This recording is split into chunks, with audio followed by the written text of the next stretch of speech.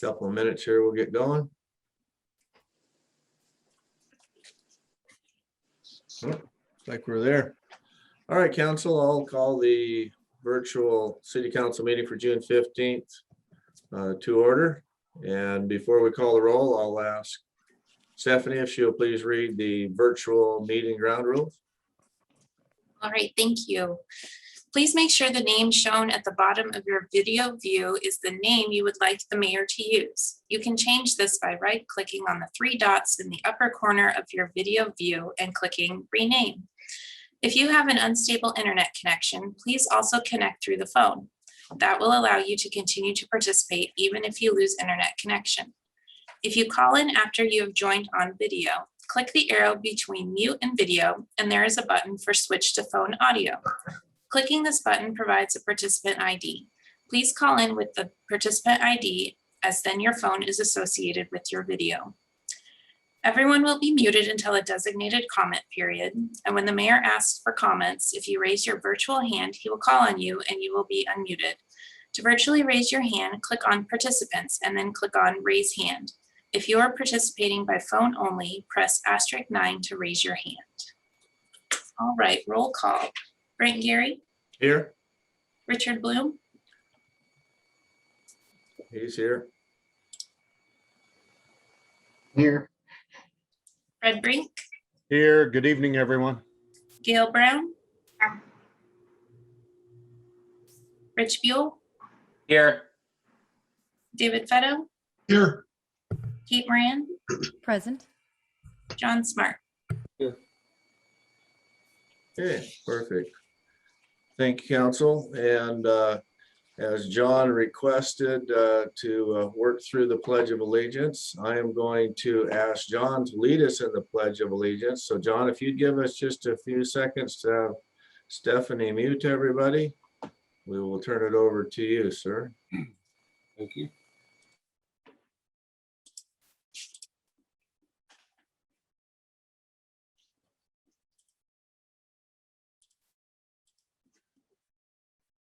All right, John, go ahead after you unmute yourself. I pledge allegiance to the flag of the United States of America and to the republic for which it stands, one nation, under God, indivisible, with liberty and justice for all.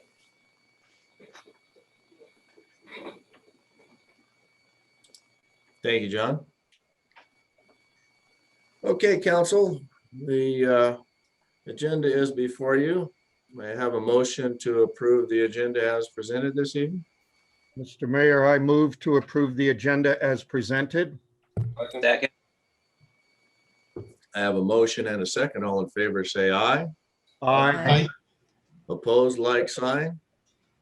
Motion carried. Thank you, council.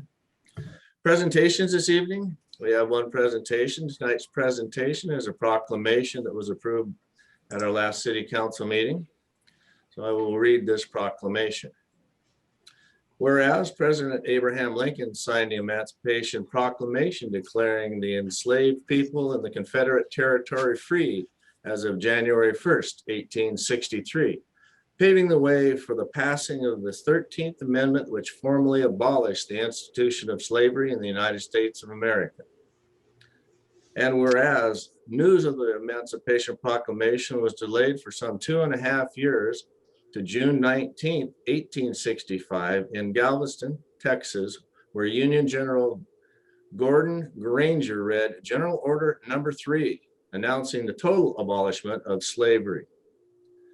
And whereas June 19th has a special meaning to African Americans and is called Juneteenth, combining the words June and 19th, and has been celebrated by African American community for over 150 years. And whereas the African American community in the Tri-Cities have made significant contributions to the history and the quality of life for all living in the Tri-Cities, and whereas the annual Juneteenth celebration in city of Pasco has been occurring for over the last several decades. And whereas the state of Washington has officially recognized June 19th as Juneteenth since 2007, and on May 13th, 2021, Washington became the 6th state in the nation to recognize Juneteenth as an official paid state holiday beginning in 2022. Therefore, I, Brent Gary, Mayor of the City of West Richland, do hereby proclaim June 19th, 2021 to be Juneteenth Day in the City of West Richland, Washington, and urge all to become more aware of the significance of the celebration in African American history and in the heritage of our nation and city. Is there someone present in the audience this evening who can receive the proclamation virtually, and I will get it to them eventually? I see Miss Green, and I will ask Kate to introduce Miss Green, if you would, please. Thank you very much. Miss Jelani Green, it is a pleasure for me to introduce you because she is the outgoing Miss Juneteenth Queen, and she is West Richland's very own as well. Miss Green, if you could, please. Hello, my name is Jelani Green. I am 19 years old. I go to Prairie View A&M University in Texas. I grew up in West Richland, and I'm so happy that they are recognizing Juneteenth as a holiday. I have been celebrating it ever since I was a kid, and I've watched these pageants that they put on, scholarship pageants every year, and I'm just so happy that it's finally being recognized for a true holiday. And I'm glad that I'm being able to celebrate my freedom and my true freedom and my ancestors' freedom, because it's so hard to tie back our roots to a specific area. And I'm just overjoyed and happy that people are learning and recognizing what it is and pushing it more and more. And I'm so happy for the girls that follow me who are going to continue spreading on what Juneteenth means to them and what Juneteenth is. Do you have any questions for me at all? Oh, thank you very much. I much appreciate your participation this evening, and I'll make sure that we get the proclamation to the proper people as well. So thank you for being a West Richland resident. Good luck in your education. And hopefully when you relocate and you get yourself a job, relocate back home here. How about that? Yes. Okay. Our pageant, I just wanted to say before I leave, but our pageant 18th at 6 o'clock, 18th at 6 o'clock. I really, in Uptown Theater, I encourage everybody to come out. And if you can, it's going to be an amazing fun time. Okay, very good. I will ask our clerk, Stephanie, to put it on our Facebook as far as the date so we can share with you that event. So thank you again for joining us. Thank you. You're welcome. Council, moving on, we have the consent agenda, which includes approve the payment of the bills, approve minutes of the regular meeting of June 1st, 2021, resolution 2421 adopting the 2022-2027 Transportation Improvement Program, and a motion to approve Harrington Road Pavement Preservation Project, motion to authorize the Public Works Trust Fund loan application for well number 2, motion to amend all on-call building permit service agreement with Northwest Code Professionals, resolution 2521 authorizing adoption of a proclamation claiming September 2021 to be Childhood Cancer Awareness Month, an ordinance 1821 establishing a general fund 006 for the coronavirus local fiscal recovery fund and authorizing the mayor to accept the ARPA funding. Is there anyone from the audience who would like to speak to the consent agenda this evening? Stephanie, do you see anyone? I do not see anyone with their hands up. Okay. Very good. Thank you. And council, with that, may I have a motion to present or approve the consent agenda as presented? I move to approve the consent agenda as presented. Second. I have a motion and a second. All in favor, say aye. Aye. Opposed, like sign, please. Motion carried. Thank you, council. And this will be the first of our 2 public comments.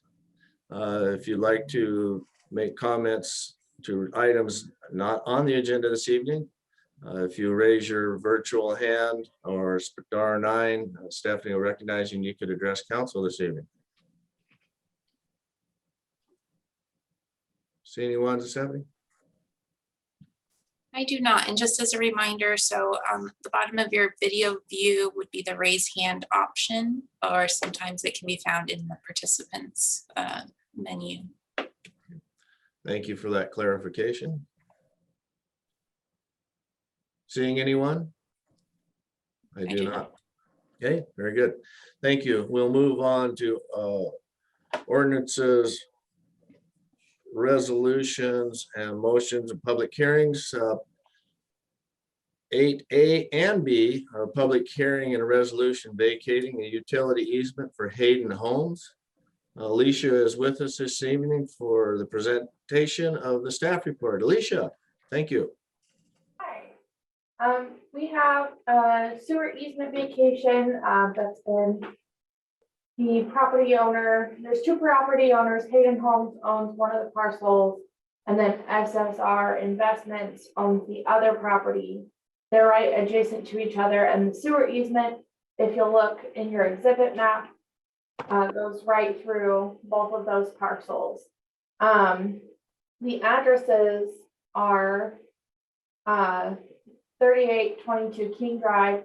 In the staff report, it says that it's 1337 South 38, but that when the building permit will be issued for that parcel, it will change to 3822 King Drive because they're going to be accessing off of King Drive. And then 3842 King Drive. So those two parcels on King. They're looking to vacate that sewer easement entirely. This was planned as part of the subdivision, but there would come a point where this easement that was created previously would be vacated. We sent it out for comments. We didn't receive any comments from outside agencies or anything. We received approval from Public Works, and we recommend that the easement be vacated. Okay. Thank you, Alicia. And with that, we will go ahead and open the public hearing at 6:13. If there is anyone from the audience who'd like to comment on this, please press *9 or raise your virtual hand and clerk will unmute you and you may speak. Stephanie, do you see anyone? I do not.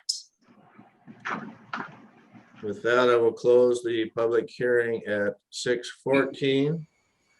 And resolution 2621, do I have a motion, please?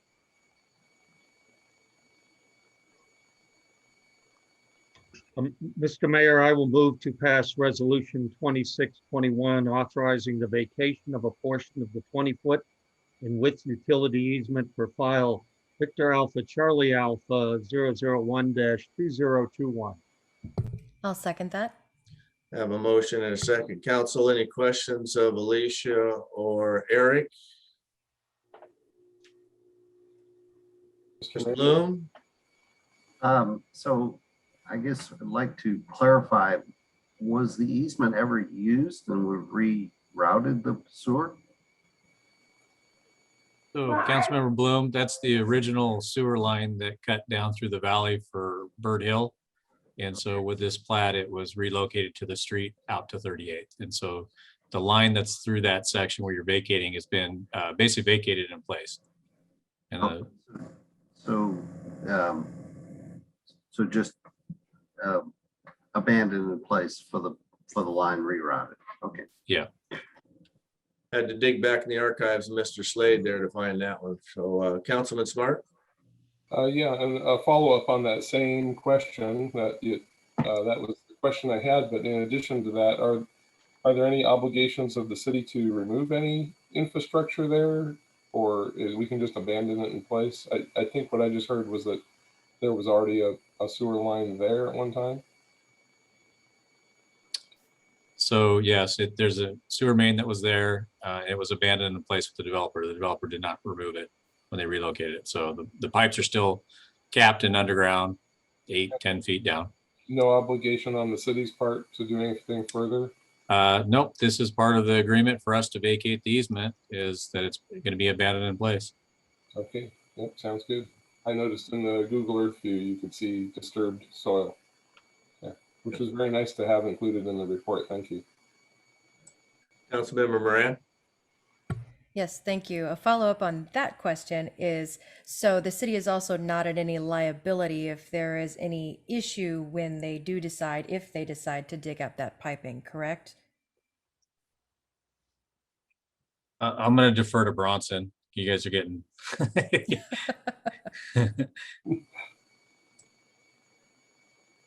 Bronson, can you Yeah. answer that?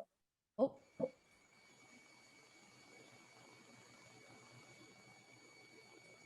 Can you hear me now? Yep, gotcha. Okay. So, yeah, part of the vacation is we can vacate in place. There's not any liability on the city as long as we've provided notice to those that have been notified of the vacation. And so there isn't any liability. This is somewhat of a common occurrence with cities and municipalities, as long as they put the public on notice of what they're doing. Okay, thank you, Bronson. thank Did that you. answer your question? Yes, it does. Okay, Thank you. very good. Anyone else? Seeing none, then. All in favor, say aye. Aye. Opposed, like sign, please. Motion carried. Thank you, council. Moving on to 8C is an ordinance amending the West Richland Municipal Code Section 1203, Complete Streets Policy. And we'll ask Mr. Slade to present staff report this evening. Sir? Thank you, Mayor. So council, we adopted a complete street policy back in September of 2016. It's codified in West Richland Municipal Code, Section 1203. And if you recall, we received a $250,000 grant back in January of 2017 because of our policy. It's something that we've done probably well, I've been here over 20 years. We build complete streets. It's in our comp plan. But to be eligible for these awards through TIB, you have to formally adopt it. And being that the state has given TIB some funding in this last budget that was just passed for complete streets, directed staff or engineering staff to update our thing, look at MRSC, which has model ordinances from other cities. And then also look at the National Complete Street Coalition website. They have some guidance. And so we went through and updated our code. I'd say the biggest change is in the past, as a director, I approved exemptions. And what we saw that was pretty common recommendation across the board was that should go to council. And the primary reason that it would allow the public to comment on an action before it was taken. So that is in there. You see some other minor changes to the language. It still allows us to do a rural roadway, kind of like what we did with Keene as an interim roadway. But the city engineer thought it was important to make sure that we do widen shoulders and take care of 88 pedestrian crossings when we do that. So again, all standard practice, which we currently do now. This just updates it, and hopefully we can get nominated later this year, and instead of $250,000, maybe we get $500,000 to go do some more projects. The staff report has what we did for the grant for the last time, but I won't go through that. Okay. Thank you, Roscoe. Is there anyone from the audience who'd like to speak to this agenda item this evening? If so, please raise your virtual hand or star 9 by phone and be recognized. Stephanie, I see no one. How about you? I do not see anyone. Okay. All right. With that, council may have a motion, please.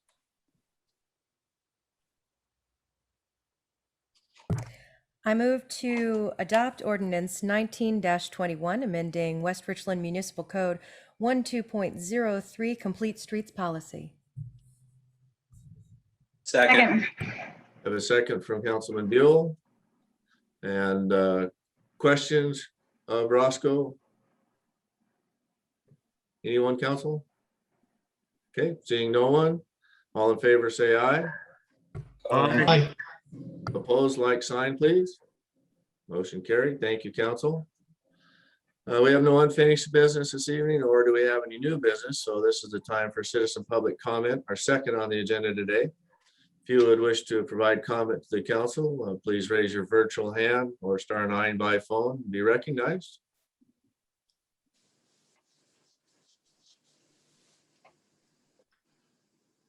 Stephanie, do you see anyone? I do not. And nor do I. Okay, we will move on to staff council announcements and reports. Staff, do we have any senior staff with reports this evening? Mr. Mendenhall. Thank you, Mr. Mayor. I just wanted to give council a news brief, so to speak. So the mayor's asked us senior staff to host an open house for the residents of West Richland.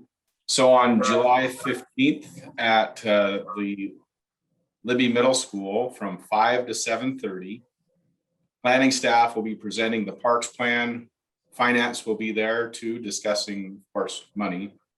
Public Works will be there to present on some projects that they're working on and be able to answer questions that the public might have. We're really excited to be able to host this meeting, be able to have some face-to-face with our community, be able to talk to them about the parks plan, about what we're doing here at the city, and be able to have some discussion. You're all invited.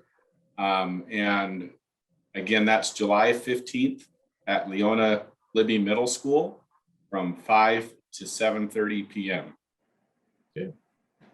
Thank you, Eric. And as we have town hall meetings in the future, we may have one primary presenter, but we will continue to include other departments at the open houses, just in case anybody else might have some questions in regards to an unrelated item that is being presented. So it kind of gives us a multiple bang for the buck. We can attract the citizenry to have more engagement with not only one department, but multiple. And so excited. Thank you, Eric. I know that we worked real hard to try to find a slot that was going to be acceptable with the COVID issues going on. So I think we're on our way. So I see Councilmember Bloom's hands up. Just one question, comment, whatever. So this is an open house, but should more than a quorum of city council shows up, is it going to be advertised as a meeting? Yeah, Stephanie will poll council to find out who the attendees will be, and if there will be a quorum, it will be posted as such. Okay, thank you. You bet. Gail? Do we get to see the park plan first? I haven't heard anything about it.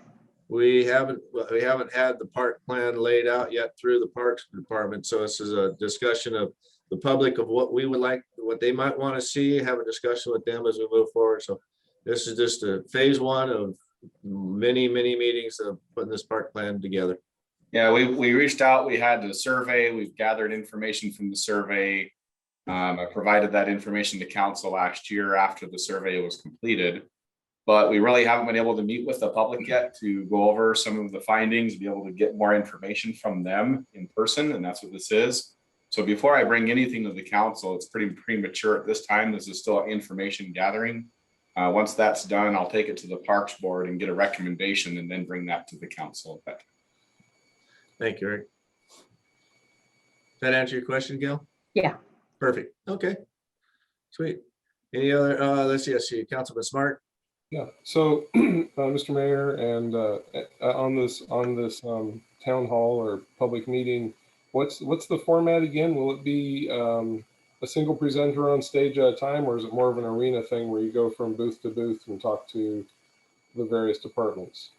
There'll be booths with some poster boards up that people can look at, some pretty pictures, and then we'll have some information and some brochures and whatnot, and opportunities for them to provide feedback and of that nature. Okay, all right, sounds good. The grade school carnival atmosphere. All right, but arena registration. Yeah. Bring your trifold presentation, John. I want to see it. All right. All right. Perfect. All right.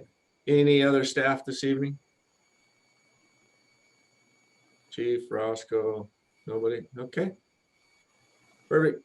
Moving on to council comments, announcements. Council, anyone like to make comment this evening? Councilmember Brown? Yes, I talked to Eric a little bit last week, I think. I attended an AWC housing webinar last week. They discussed the 1590. This wasn't passed this last session, but the one before. And because of the COVID hitting, I don't think a lot of people were on top of it. It's a 1/10 of 1%, kind of a similar to the safety tax that we have now. It's very flexible, and not that I'm suggesting that we pass this tax. I'm just telling you what they were talking about. The housing is for low-income housing and the AMI of 60% or less. It's really a flexible funding. 40% of it can go up to 40% can go to mental health. Now there's 7 places that have passed this already. It's 11. I just 4 of these were voted citizen approved. 7 were councilmatic. And so a couple of the mayors were there. They discussed, Ellensburg was one of them. What was interesting to me was Ellensburg and Port Orchard, and their populations were about 20,000. And they did this just on their city.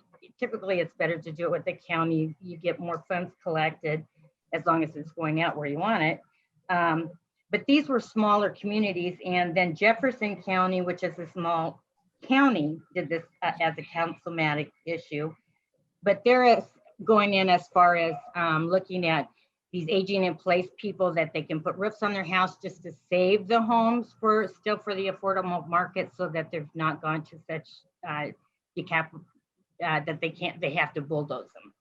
So they're looking at some of that. They're also looking at starting some city RV stuff for these homeless that are coming in with RVs. So they have bathrooms, sewers. I'm not sure how that's all gonna go out. There's 1406, and I hadn't heard about this one either, where you get if you're working with an affordable housing program or project, that we get double the sales tax from those projects. And I didn't know if we were doing that or not. And then I had a question for, let's see, I think that's all I had. Well, the hotel renovations that they're doing for the homeless and the tiny houses like they're doing over in Kennewick.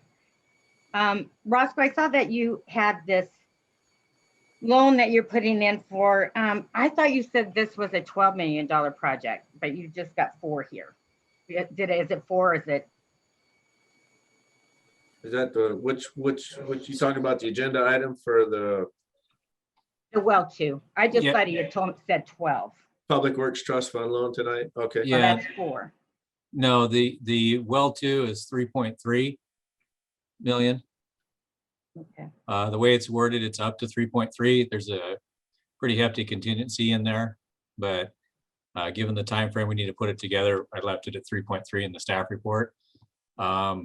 We've submitted for federal funding for that same project, but some of that had caps of 2.5 million. We've submitted for $17 million in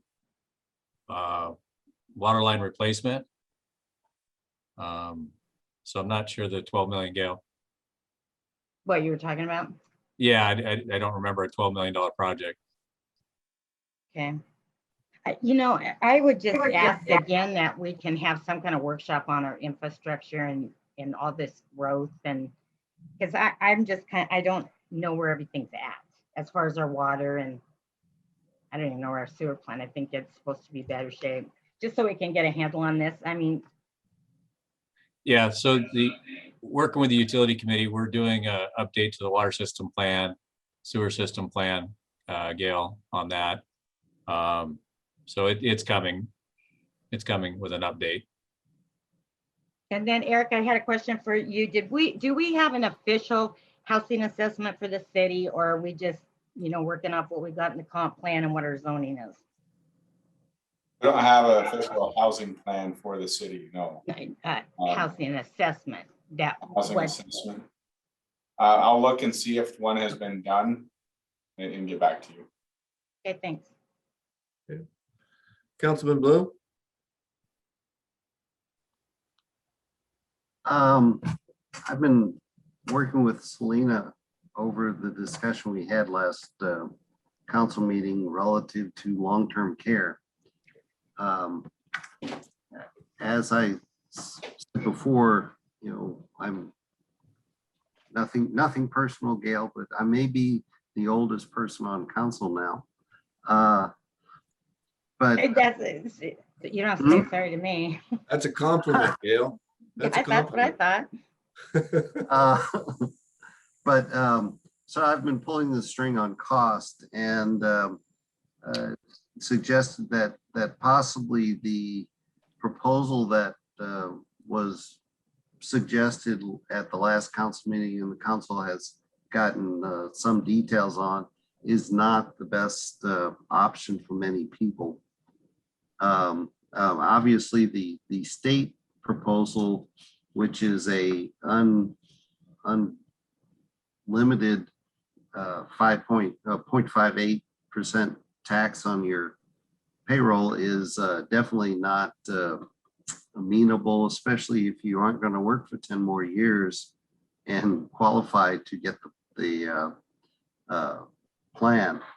I've collected a couple of different options, and as I probably finalize them, I'll send them over to Selena to share, and we can discuss of what might be the best option for many people. But overall, it's iffy. There's some people offering plans that may or may not meet the requirements of the state, so it can be a little spicy to work through. But Yeah, well, you alluded to the senior of all of us, keeping in mind a majority of our employees here are in that young to middle age, so it's a pretty fine deal for them. So the old boys, we just put them out to pasture, I guess. If Selena, you had anything else you wanted to add to that?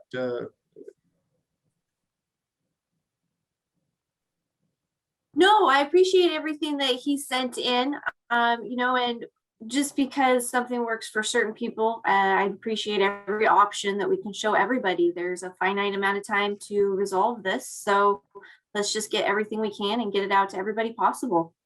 Okay. Thank you. Very good. Thanks, Richard. More Thanks. national companies, it seems to me like the insurance, I mean, maybe even if we have to look outside the state for an insurance company. well, actually, the insurance company, you have to have one that's allowed to write the policy in the state for state employee, for state residents.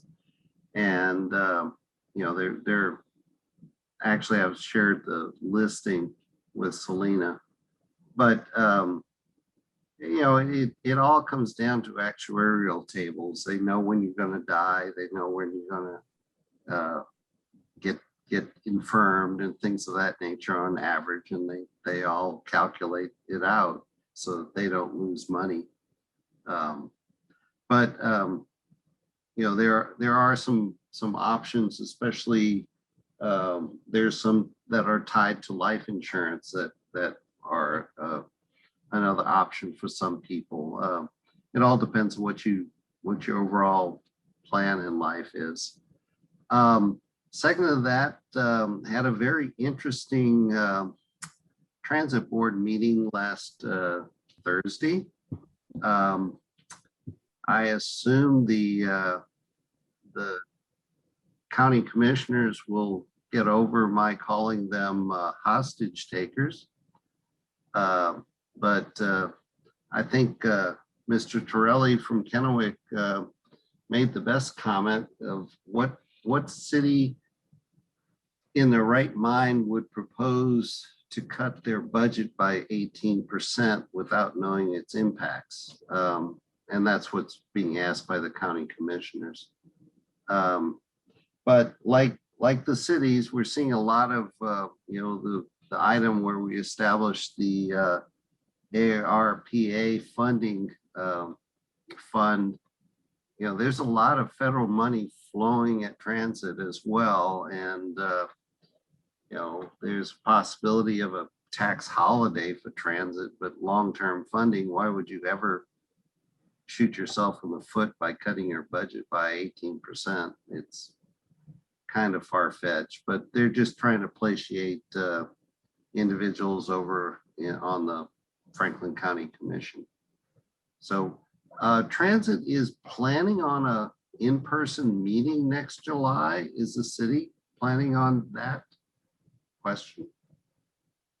We'll know more after we get to June 30th and see where the governor leads things. If the OPMA follows, which it does follow the emergency order of the governor, if that is still in place, we will continue with Zoom until we have secured the software in order to do both virtual and in person. So we're working through that with the new funding that we're getting from the federal government. Stephanie's going to share her information that she has for equipment and options with me in the very near future. So we're working towards it, but as long as the OMP or the Open Public Meetings Act's in play and it's in the emergency order, that's where we're bound to this point in time. Well, I can tell you that the Mosquito Control Board, we had a mixture meeting of a part Zoom, part in person, and it didn't go very poorly. Basically, we used a projector for the Zoom part to bring the other individuals in. The only thing the Zoom participants missed was looking at our friendly face. They could only see one person's face. Yeah, we have to have the ability to retain records, and that is part of the challenge as well. Well, we just recorded it, which is the same record because the voice is on the record as well. So anyway, that's where we're at. All right. Councilmember Moran. Thank you very much. I was wondering, did Chief Majetic want to talk about the May police stats? I saw that just came out right before our meeting. One more time, Kate, I only got part of that. Oh, sorry. I just was wondering if you wanted to talk at all about the May police stats that were sent out right before the meeting. I didn't know if that was part of the plan or not. I'd already asked staff. Did you want to comment on that? I'd asked staff if they had any reports, and he doesn't go through this individual line by line. But if you have any questions in regards to any particular portion of this document, please feel free to ask the chief.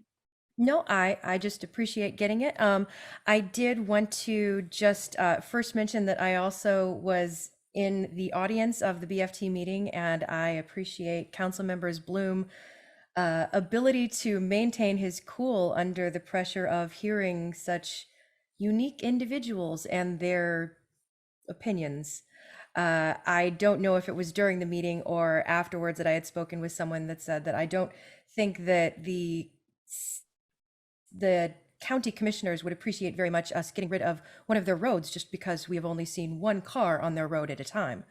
So that is, one of them had mentioned seeing only one person on a bus, and therefore that meant that we should cut bus transit.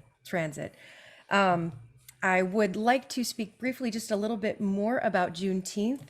I don't know if you've noticed my background, but this is actually the official Juneteenth flag, and I definitely appreciate us approving the proclamation for that. Juneteenth was first celebrated in the Tri-Cities by Black and African American families that moved to Texas, and that moved from Texas and other southern states in the federal program that supported the Manhattan Project out of the Hanford Reservation. The day's been called the Day of Freedom, the real Independence Day, and Emancipation Day, and I'm sure that you can understand why, because that was a day that all people in the United States were then considered free. If you're not aware of the Miss Juneteenth Scholarship Pageant, which Miss Jelani Green was the winner of and is the outgoing queen of, it's been operating since 2002, and it's a celebration of excellence among Black and African American young women in grades 10 through 12 throughout the 4 cities and outlying communities. The Miss Juneteenth pageant is guaranteed at least $1,000 in scholarship money, with runners-up also receiving cash awards, and that amount depends on programming, advertising, ticket sales, and donations. And between 2002 and 2018, the scholarship pageant has awarded over $83,000 in scholarship money. A brief mention about some events that are going on for Miss Juneteenth pageant, other than the pageant itself, which is happening, the crowning is happening on the 18th, which is this coming Friday at the Uptown Theater. We also have, if I could get to that screen. So first we have the skate night, which is happening on the 17th at the Roll Arena. First is open mic starting from 4 going until 5 p.m. and then skate night from 5 until 7 p.m. Skates are included, first come, first serve capacity. Masks are required. And then, of course, the 18th is the crowning. It starts at 6 p.m. at Uptown Theater. Advance tickets are $10 for adults, and at the door, it's $15 for adults, $5 for high school. And then on the 19th is going to be Kurtzman Park, the fun day, the family day. There's going to be all kinds of things going on. They've got a live DJ, activities for kids, food trucks and vendors, kickball tournament, which I'm hopefully going to find a team to participate with, and other live performances. Each attendee is going to receive 2 food and 2 dessert tickets. And other than that, there is another item that is going on this month, and I can't believe I forgot to say it during the first meeting that we had for the month, but Pride Month. It is Pride Month, and as a pansexual person, it is very important to me, and I am just very glad that we all are now on equal footings. And I would just like to mention that we've got 15 more days left of Pride, and hopefully everybody's been enjoying their Pride Month. I would like to mention also that Benton City, they are having a vote in the public. The public are going to be voting whether or not to go to manager council during the primary. And I really think, and I know that we had a consensus on it, consensus is not binding, but I really do think that before we really need to talk about budget amendments, we really should discuss it, since it isn't necessary to talk about budget amendments immediately while discussing it. Second to last, I was wondering, the Parks Committee, have we been meeting? Somebody said earlier sparked my memory about that. Otherwise, I'd have asked it earlier. And if we are meeting, I would like to definitely get invited to it, since I'm on that committee. And then last but not least, going off of something that somebody just mentioned, I was wondering, sometime in the near future, would we be able to find out what the sewer and the water capacities are currently, how much we're using currently of what we have and how much we have left over? And that's all I got. Thank you. Yeah, Councilmember Brown. Sorry, I forgot this one thing. It was on a sticky note behind the other sticky note. Chief, have you been following that Three Rivers Behavioral Health Recovery? They're trying to get the 50 beds in. I didn't know if they need any elected officials letters or cities letters or whatever they need to get that going. They're looking at possibly rehabbing the OKGH. And if that's not doable, they'll come from the ground up. So Benton County is going to build it. And well, for Three Rivers Behavioral Health, is that going to be voluntary, strictly voluntary, or is it going to be, you can be signed in, you know? I'm not sure. And we may be speaking of 2 different things. You are. Okay? Yeah. Yeah. Chief can talk maybe more about behavioral health, but the county, what is it that the county is going to be doing, Chief? Yeah, two different things, Mr. Mayor. Gail's talking about Three Rivers. They're trying to expand. And that was discussed partially on the second half of the joint commissioners meeting, but it was mostly about juvenile justice. And then the Behavioral Health Center, KGH, totally separate. That's what Mr. Bloom was talking about, them trying to take funding from BFT to fund that organization. And as Gail answered your question, no, they haven't really reached out to either the government officials, city managers, the mayors, or the chiefs of police. They've mostly so far concentrated on behavioral health. Okay, thanks. good news is both of them are moving forward with trying to make something happen. So we'll Yeah. get some more Yeah. help, get some more mental health stuff here in the Tri-City, which is much needed. Yep. Councilman Bloom? I just want to follow up on two things. One that Ms. Moran brought up, but the discussions of the city of Benton City's going to from strong mayor to council city manager. There was a discussion I had with one of the city council members. Came back that they didn't realize a city manager was a full-time job, and that the price tag would again bankrupt the city. So if they do vote it in, I think they're going to have sticker shock, and the same thing goes for our city. It's, you know, it's expensive. City managers don't come cheap these days. And then as far as the behavioral and substance, basically Benton County has committed that they are going to build something, and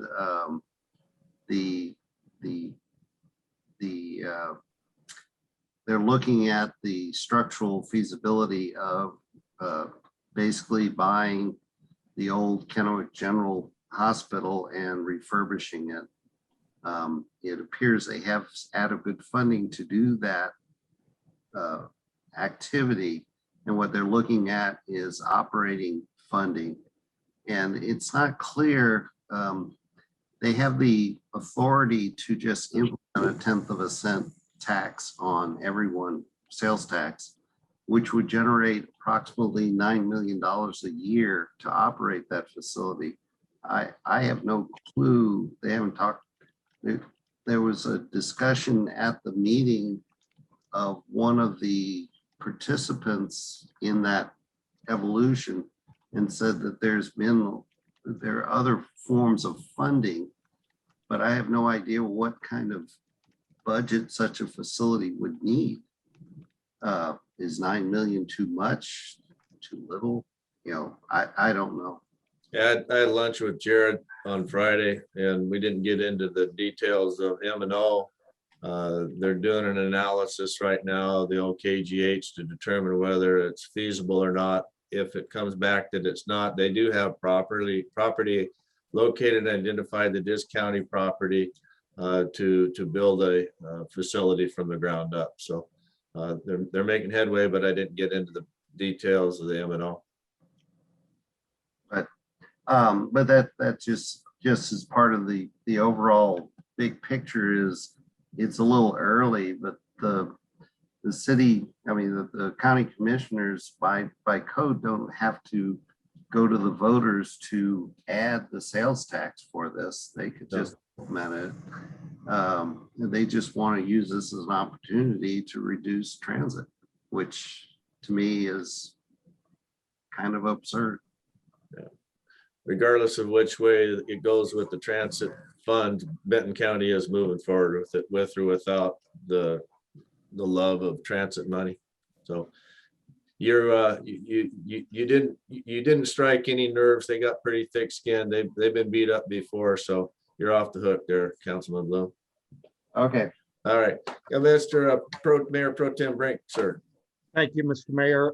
Just a brief announcement. Next week is the Association of Washington Cities Annual Conference. Runs throughout the week. It's being held virtually.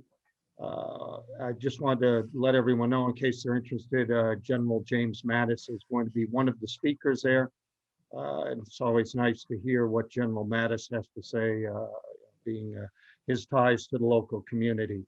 And then lastly, I was riding my bicycle this afternoon up on Paradise, where toward the end of Paradise, where it has not yet been connected with Van Giesen. But I do want to say, Chief, I'll tell you, even from that distance of several hundred yards, or probably about 1,000 yards, that building's looking great. The walls are going up and everything. So just wanted to point that out, that construction is moving along nicely. From even at a vast distance, I can see it. That's all I have, Mr. Mayor. Thank you, sir. Yes, things are going up there, that's for sure. All right, very good. We will going to move into executive sessions. We have two different sessions this evening, council. First one being RCW 4231.10.1C to consider minimum price for real estate. Will be offered. That session should take approximately 20 minutes, may be extended depending on conversation. Then we'll roll into our second session of the evening, RCW 4231.10.1A2 to consider information regarding infrastructure and security from telecommunications networks. That should be 15 minutes. If need to be extended, we'll also do that. So with that, we will go ahead and adjourn into executive session. Wish everyone from the audience good night. Thank you for joining us this evening. No actions to follow on these executive sessions this evening.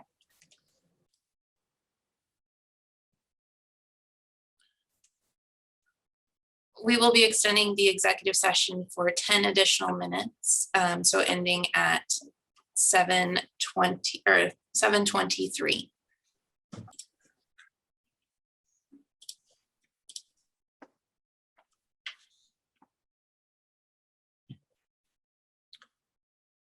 Okay. Everybody in? So I believe that everyone that I just submitted, if you will start your videos to ensure everyone should be here in the executive session. We're going by facial identification. Erin, is that correct? It's you and Leah. Yep, it's Leah and I believe Sania Lalali is also here, our IT security specialist. Okay, perfect. Thank you.